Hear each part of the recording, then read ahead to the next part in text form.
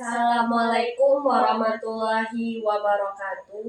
Kami dari kelompok 4 dari mata kuliah Pancasila.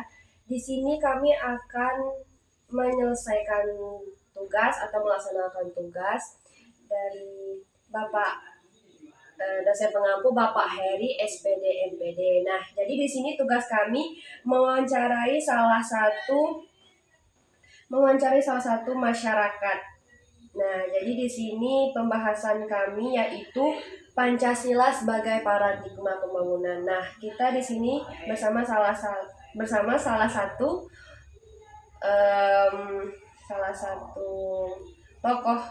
masyarakat, tepatnya di Batanghari di Muara Mulian dengan Kakak Siti Rubina. Jadi saya di sini saya Azriana Mutia Syuhada sebagai pewawancara pertama. Di sini saya Madana Sapitri sebagai pewawancara yang kedua. Baiklah, kita langsung memasuki sesi pertanyaan yang pertama. Baik Kak, yang pertanyaan pertama adalah apa saja tantangan terbesar dalam menerapkan Pancasila sebagai paradigma pembangunan di Indonesia, dan solusi apa yang Anda usulkan untuk mengatasi tantangan tersebut? Saya coba jawab. Ada beberapa tantangan dalam menerapkan Pancasila sebagai paradigma pembangunan di Indonesia. Saya ambil contoh itu salah satunya adalah korupsi dan penyalahgunaan kekuasaan, di mana korupsi dan penyalahgunaan kekuasaan ini masih menjadi masalah yang terbesar dalam penerapan Pancasila, terutama dalam hal keadilan dan pemerintahan yang bersih. Korupsi yang melibatkan pejabat publik seringkali menghambat distribusi sumber daya yang adil dan merata, serta merusak kepercayaan masyarakat terhadap negara. Solusi yang saya tawarkan adalah membangun sistem pengawasan yang lebih transparan dan akuntabel, baik di level pemerintah pusat maupun di level pemerintah daerah. Sangat penting penguatan lembaga anti korupsi seperti KPK dan aparat hukum yang independen perlu didorong agar dapat bekerja lebih efektif dalam menangani kasus korupsi. Selain itu, pemberdayaan masyarakat dalam mengawasi dan melaporkan penyalahgunaan kekuasaan juga penting untuk menciptakan sistem pemerintahan yang bersih dan transparan. Terus ada lagi, saya berikan contoh intoleransi dan radikalisasi sosial. Pancasila sejatinya mengajarkan kita untuk saling bertoleransi dan menghargai perbedaan. Namun, di Indonesia masih menghadapi tantangan dalam hal intoleransi, diskriminasi, dan radikalisasi, terutama terkait dengan agama dan etnis. Solusi yang saya tawarkan adalah pendidikan dan dialog antar umat beragama. Baik, jadi kesimpulan dari kakak tadi yaitu tentang korupsi dan bagaimana cara kita mengatasinya. Nah, di sini kita lanjut lagi dengan pewawancara kedua yaitu dengan rekan saya Madana Sapitri. Dipersilakan.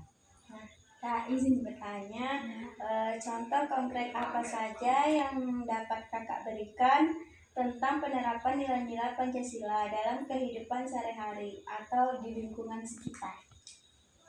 Baik, saya coba menjawab ya. Penerapan Pancasila dalam kehidupan sehari-hari itu kan nilai-nilai Pancasila saya jabarkan dari yang pertama terlebih dahulu, yaitu nilai ketuhanan yang Maha Esa. Penerapannya dalam kehidupan sehari-hari itu seperti toleransi atau penghargaan keyakinan dalam beragama di masyarakat.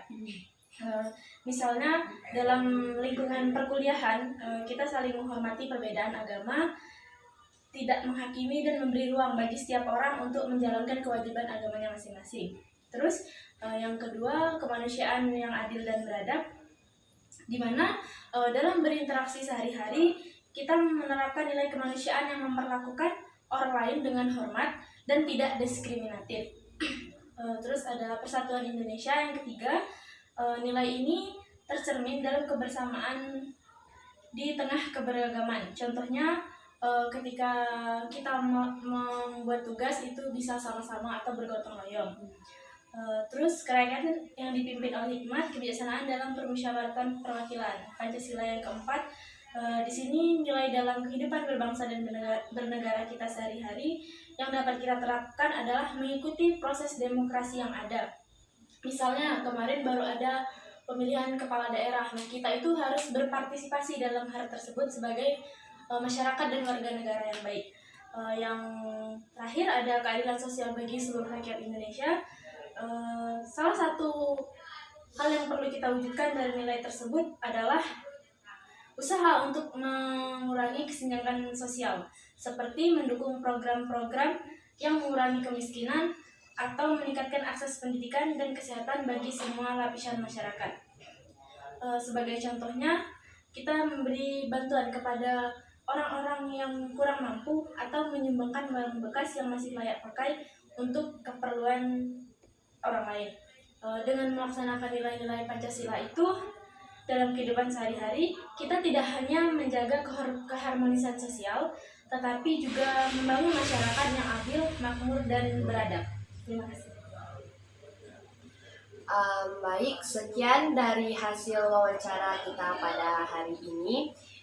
Kami selaku dari kelompok 4, apabila terdapat kesalahan mohon dimaafkan. Wassalamualaikum warahmatullahi wabarakatuh.